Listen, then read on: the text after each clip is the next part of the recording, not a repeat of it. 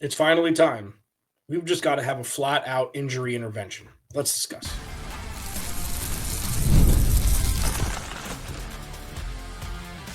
You are Locked On Cardinals, your daily Arizona Cardinals podcast.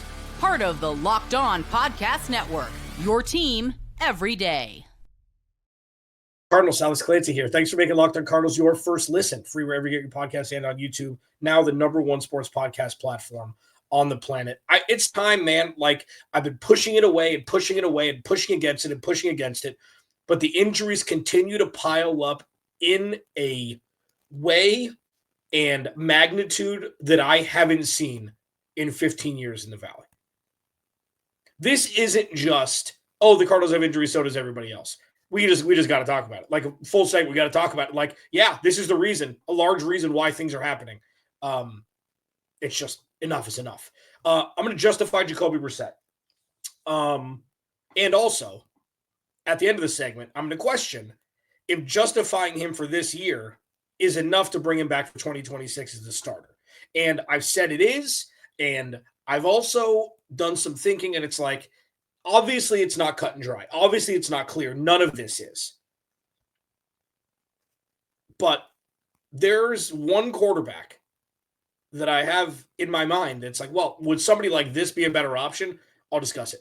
And then the Texans this week could be the toughest battle yet for the Cardinals. Let me explain what I mean. It's definitely grading on a curve, but it also could 100% be the case. Again, thank you for making Locked On Cardinals your first listen. Today's episode is brought to you by FanDuel. If you want to be right in the middle of the action this season, visit FanDuel.com and place your NFL live bets all season long. So, injury intervention.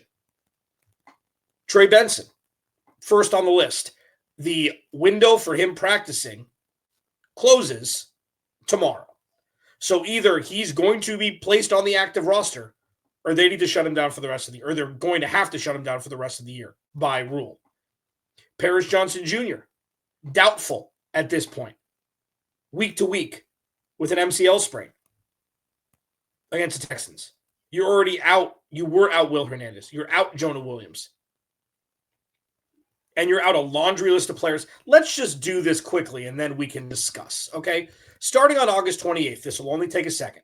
Justin Jones, injury reserve. Joey Blount, injury reserve. James Conner, injury reserve. Tip Ryman, injury reserve. Blake Gillikin, starting punter, October 11th, injury reserve. Travis Vokalek, October 15th, injury reserve. Zay Jones, Simi Fehoko, November 12th, injury reserve. Injured reserve. Mac Wilson, November 15th, injured reserve. Jonah Williams, then Will Hernandez, injured reserve. Trey Benson, IR. LJ Collier, Christian Jones, Greg Dortch, Kyler Murray. And then there's a bunch of questionables, including on top of Paris Johnson Jr. being doubtful for Sunday.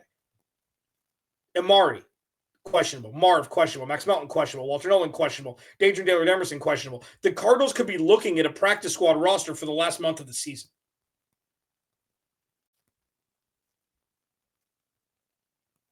So let's talk about the elephant in the room. This is what teams do when they're losing a bunch of games, and you want to not tank for draft capital, because teams don't do that, in my opinion. In the NBA, things like that where you have to have a percentage, I don't know. But with this, nobody in the NFL is tanking, because that position that's drafted in the top 5 or top 7 or top 8 could be supplanting you as a starter, or could be taking your roster spot away. So it just doesn't happen. The thing for me is, and this is just in the back of your head, you don't wish injury upon anybody, all of those things that I've talked about, and most rational people would agree. We're getting into affecting next year territory if you rush somebody back in a lost season. That's the unmentionable at this time of the year. That's the unmentionable. Going into week 15, nothing to play for outside of pride and maybe, getting some sort of momentum for either players that will, put themselves in a better position to make the roster next season, which seems far-fetched at this point. Giving the rookies some run, which is very, very important. And seeing what you got with Jacoby Brissette every week, which we'll talk about in the next segment. Like, those are real tangible things that need to happen. Plus, Michael Wilson's like less than 300 yards away from a 1,000-yard receiving season.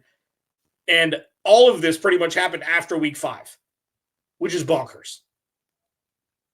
Trey McBride can break tight end records this year. He can break the all-time Arizona Cardinals single-season receiver number this year, receptions number this year, which he most likely will.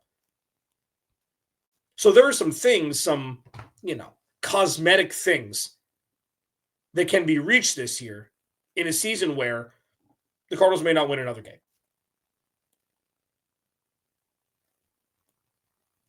But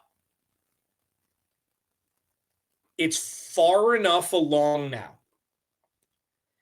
And the amount of players who are on injured reserve now, the most in the league, to say, you know what? Let's talk about the percentage of which this impacted the entire season. And it was a buildup, sure. James Conner, September. Week 2, Garrett Williams, IR, came back. You thought you lost Max Melton, Garrett Williams, and Will Johnson all in the same game for extended periods of time, all in the second half, I think. Max Melton got hurt early in that game, and then they all got hurt after Carolina started coming back. You lose Trey Benson in week 5. So your run game is toast. Outside of that Amari DiMercato run where he dropped the ball, even though that was a touchdown. It doesn't matter anymore, but that was a touchdown. And then Bam Knight against San Francisco where he ripped off that 50-yarder that got called back with a questionable holding call on Pharaoh Brown, I believe. This run game has been non-existent. The defense hasn't had their full secondary for the majority of the season. Hurt here, hurt here, hurt here. The Dallas game, I think they were fully healthy.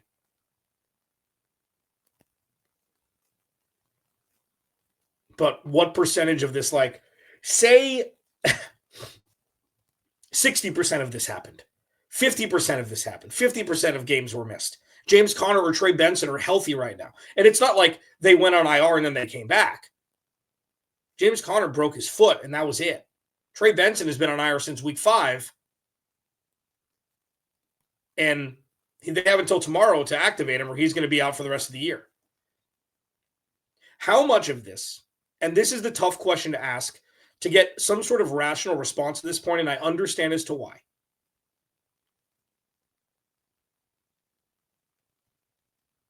You need to look at this truly, singularly. Outside of, they always lose. The last 2 years. How many excuses are you going to make? All those things. Because I completely understand. I understand grouping it all together, of course.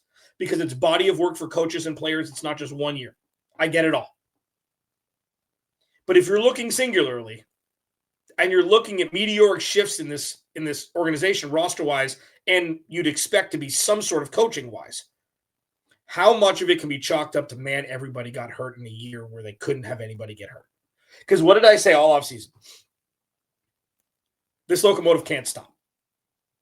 There's no excuse. This is what the buildup has been for. Roll with the punches and go. And then you see everybody get hurt outside of Trey McBride, knock on wood, Michael Wilson, knock on wood, anybody else, knock on wood. And then it's like, well, you got to talk about it somehow. It's not an outlier anymore. It's not just one person Kyler Murray got hurt. It's not everybody got hurt. They haven't had a semblance of a run game since week 6. I know I go back to that a lot, but the top 3 running backs have been hurt. And Amari DiMercato was not an RB1. And I know jury's still out on Trey Benson, and I know all those things. I get it all. And I know James Conner's older. You could break your foot as a 22-year-old, okay? That has nothing to do with age.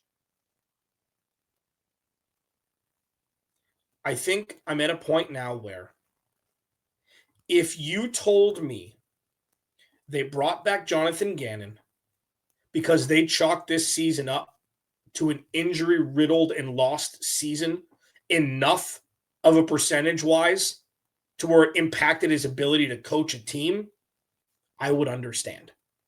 Do I think it's the right thing? I don't know. If they fire him, I get it. If they bring him back for that reason, they're like, well, everybody got hurt. What are you supposed to do? I would understand that too.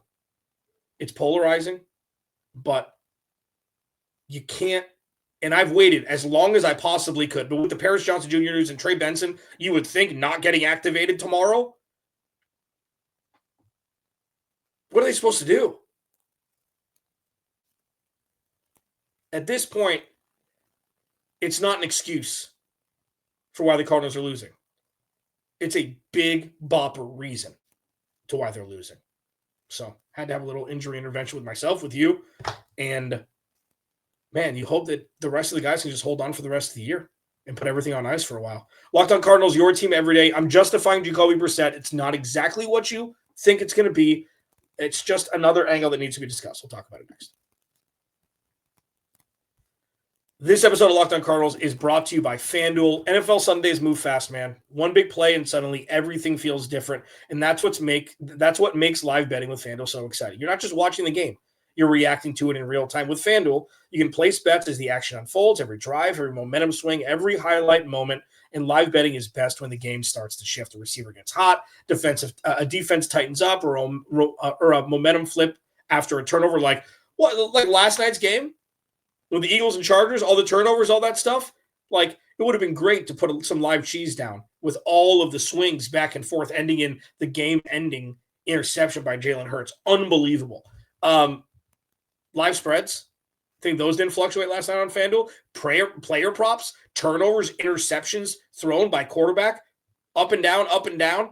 FanDuel's got you covered for all of it. So if you want to be right in the middle of the action this season, visit FanDuel.com and place your NFL live bets all season long. FanDuel, the game moves fast, and so can you. Please go to the YouTube channel, search Locked On Arizona Cardinals. Hit that subscribe button, man. We're rolling something out as the #1 sports podcast platform. You already live your team every day. Now take it up a level and go ad-free. Join the Everydayer Club today and get Locked On Cardinals with no interruptions, members-only Discord access, and more, all for just $5 a month or $50 a year. The link is in the description and check out. We rolled it out starting yesterday. Yeah, man. I mean, this is going to be awesome. This is going to be awesome. Another way to interact, have conversations. I'll do some polls. We'll do more content, everything like that. So, yeah, if you want to join the Everydayer Club, it's live. And the link is in the description for YouTube and wherever you get your podcast. Jacoby Brissette. The tough part is kind of the chicken or the egg situation. It's not exactly the same, but it's like, was the offense catered to Kyler Murray? Was Drew Petzing unable to cater an offense to Kyler Murray? Or is Jacoby Brissette more equipped to run this offense with his skill set, being 6'3" and able to throw across the middle and take hits? It's not rhetorical. I don't know. But that's the first question, which has been asked pretty much since the bye week, when the offense immediately looked different, regardless of if you're on Kyler or Jacoby Brissette, whatever it is. That's not what this conversation is about. More than likely, Kyler Murray will not play for the Arizona Cardinals again. More than likely. Seen crazier things happen. This would be pretty crazy. I think this is just kind of irreconcilable differences. We'll high five. We'll hug it out. Best of luck. And this isn't blaming Kyler for the struggles. This isn't anything. It's just exactly what we're dealing with existentially here, looking at this team. And the rest of the year, Jacoby Brissette's going to be under a microscope. We've seen what this offense could be at times with Jacoby Brissette. Kyle Odegaard put out a tweet. I think it said that the Cardinals are negative 75-point differential since Jacoby Brissette's taken over as quarterback. And that's jarring, for sure. For me, the justification of Jacoby Brissette, he's doing the best he can with one arm tied behind his back. I talk about this every show, I guess. Not having a run game is kind of a big deal.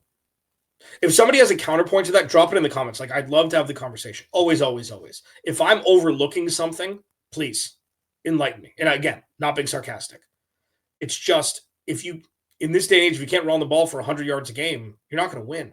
If everybody knows you're going to throw the ball 40 to 50 times a game and drop back 45 to 55, you're not going to win. And the numbers are gaudy.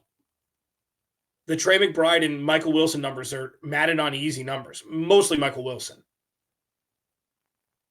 So justifying Jacoby Brissette to have his hat in the ring for next season, I think is already justified. Yeah, they're losing all the games. Yeah, they're getting blown out. For sure. See the last segment with the injuries, with everything that has gone into it, maybe coaching gaffes, things like that, all this stuff thrown into the blame pie cauldron. At least Jacoby Brissette has kept them in most games outside of those 3 against the NFC West after the bye. And I'm not saying, oh, that's enough to get him the starting job next year. It's not what I'm saying. I'm saying that, believe it or not, it could be a whole hell of a lot worse if you had Keaton Slovis or Andy Dalton or other guys, quarterbacking this team.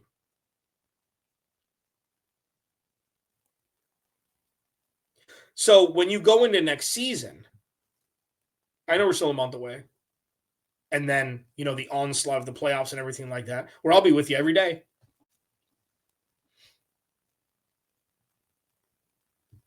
Would you rather have Baker Mayfield? That's the name that I'm thinking. It's like, well, listen, he's under contract through 2026, and then he's going to want a whole bunch of cheese. They lose a lot of games down the stretch, and that's a really bad division that they've been in for ever since he's gone over there. Would you rather have a guy like that? Not rhetorical. Is that enough to bring in and then pay a whole bunch of money? I think drafting a quarterback in the top 10 would be asinine in this year's draft. I think the best tackle. Eat your vegetables. You roll with Jacoby. Maybe you bring in another veteran backup and you run the ball. So many things are going to change. But, coaching staff, all that stuff. So there's so many things in flux. But watching Jacoby Brissette, the respect he has in the locker room, I know these sound like cliched things. I think he's shown well enough. And he's under contract next year. I think he's shown well enough to be the starter next year until somebody usurps him, supplants him. I think it could be far worse. And I know it's difficult looking at the win-loss, looking at, efficiency numbers in some respects, looking at the 2 scooping scores against Seattle, the bad pick that he threw this past week. The dude's throwing the ball between 40 and 50 times a game. He's been pretty damn efficient with the ball, throwing the ball that much. Even in the blowouts, even when it's one-score games, which the majority of them have been outside of those 3. I think he's been all right. So justifying Jacoby Brissette without a run game, without any sort of real semblance of a solid offensive line, Marv being out, the defense giving up 40 burgers. We'll take the Seattle one away because 2 of those were on him. We can agree that it could be a lot worse. And I think you're going to need as much stability as you can find going into 2026. And I think having Jacoby Brissette being in the quarterback room, whether he's starting or otherwise, is going to be very, very important. And if he does start and it's a new offense and things look different and maybe it's not equipped for him, don't know. Whoever they bring in the OC is not going to be tailored to the quarterback. It's going to be tailored to an offense that anybody can run, I would assume. The injuries, plus Jacoby Brissette doing the best he can with a hand tied behind his back. I mean, it's obvious to me that he's been good enough to show that he's going to be an integral part in the quarterback room next year, starting.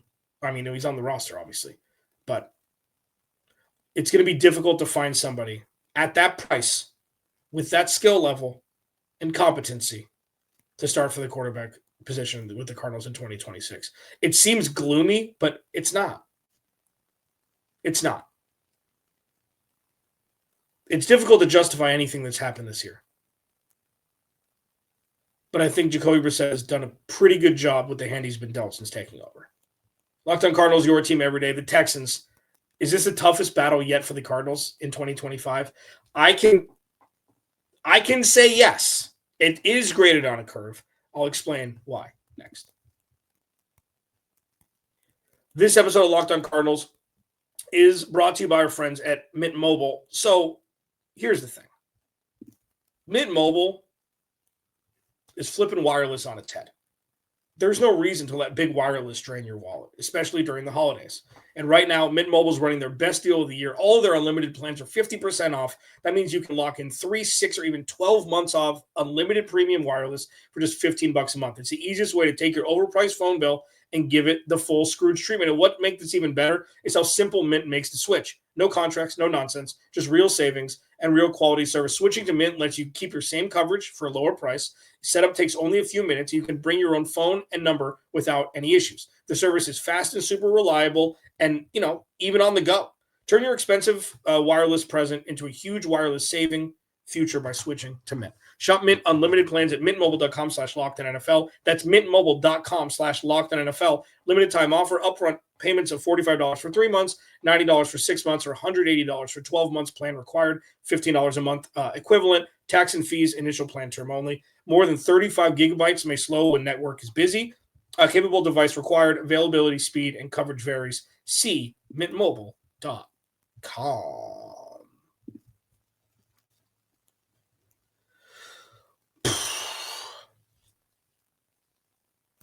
Hope everybody's hanging in there. It's been a tough year.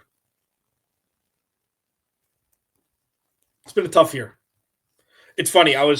Before getting into the Texans being the toughest battle yet, potentially this year, I was going over all the content, not all of it, but I was going over reminiscing on the content from this offseason after the draft. Oh, Stowell Darnold. Oh, Stowell Johnson. Oh, the defense is going to be good. Oh, man, the offensive line is better than it's been in a while. Oh, Kyler Murray, this is the year, all this stuff. And then it's like, what happened?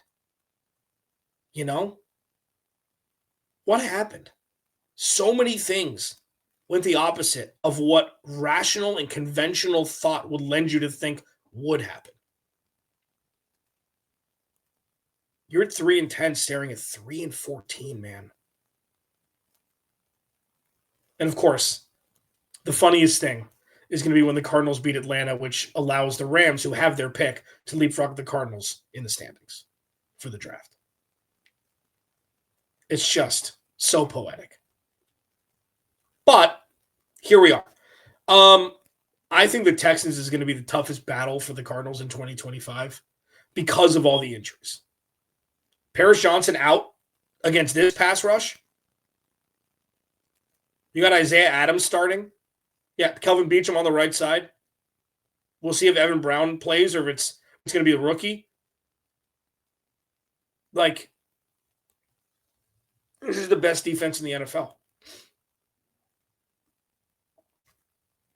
And when I said this, I meant it, and I mean this. I hope it doesn't happen, but Jacoby Brissette could 100% get sacked 10 times on Sunday. I mean that without any sort of hyperbolic nature, platitude, anything. He could 100% get sacked between 7 and 10 times on Sunday. They are going to blitz every single down. And they've got blood in the water now after beating Kansas City. It's like, tee off time. So you hope that doesn't happen naturally. You hope that the Cardinals can, get in the mud and the muck with Houston, whose offense isn't very good. It's not really on the same page. But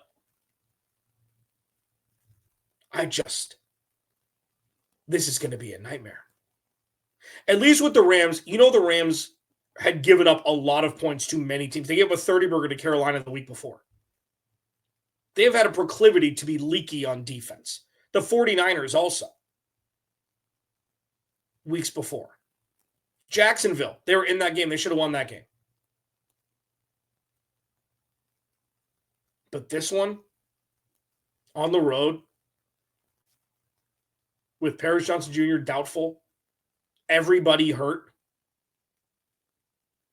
We'll see if Marv comes back. They can't run the ball. That is nightmare fuel. I'll be doing my crossover Thursday with John Hickman from Locked On Texans tomorrow, which is going to be super fun. A great dude, really talented. Super excited to do that. the injury intervention thing was fascinating. I wasn't going to and then I just realized, what are we holding back here for? What does it matter?